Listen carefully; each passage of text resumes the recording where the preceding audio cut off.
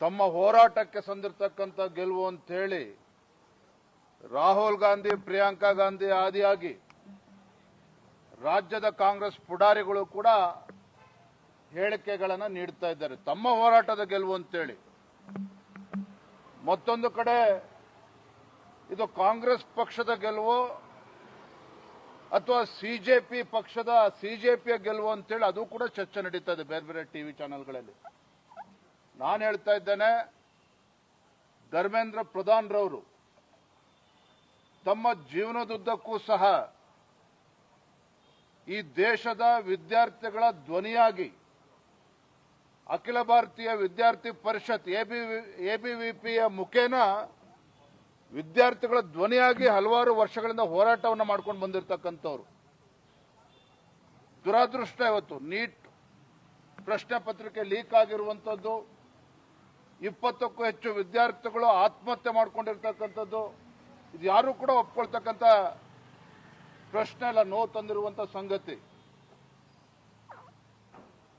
ಆದರೆ ಇಂಥ ಸಂದಿಗ್ಧ ಪರಿಸ್ಥಿತಿಯಲ್ಲಿ ವಿದ್ಯಾರ್ಥಿಗಳು ದೆಹಲಿಯಲ್ಲಿ ಶಾಂತಿಯುತವಾಗಿ ಪ್ರತಿಭಟನೆ ಮಾಡ್ತಾ ಇದ್ದಾರೆ.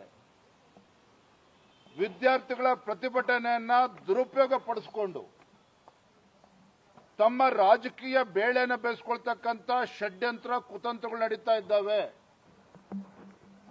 ರಾಹುಲ್ ಗಾಂಧಿ, ಕಾಂಗ್ರೆಸ್ ಪಕ್ಷ ತಮ್ಮ ರಾಜಕೀಯ ಭವಿಷ್ಯವನ್ನು ರೂಪಿಸಿಕೊಳ್ಳೋದಕ್ಕೆ ವಿದ್ಯಾರ್ಥಿಗಳ ಭವಿಷ್ಯದ ಜೊತೆ ಚೆಲ್ಲಾಟ ಆಡ್ತಾ ಇರ್ತಕ್ಕಂಥದ್ದು ಕೂಡ ನಾವು ನೋಡ್ತಾ ಇದ್ದೇವೆ.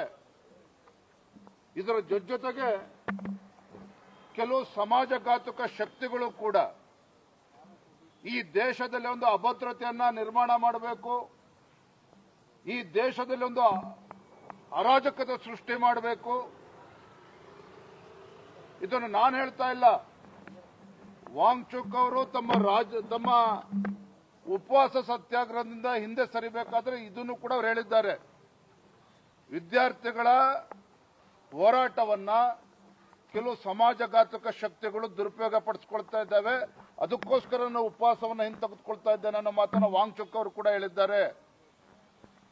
ಮಹಾರಾಷ್ಟ್ರದಲ್ಲಿ, ಬಿಹಾರ್ನಲ್ಲಿ, ಕರ್ನಾಟಕ ರಾಜ್ಯದಲ್ಲಿ, ದೇಶದ ಬೇರೆ ಬೇರೆ ರಾಜ್ಯಗಳಲ್ಲಿ ಇಂಥ ದುಷ್ಟ ಶಕ್ತಿಗಳು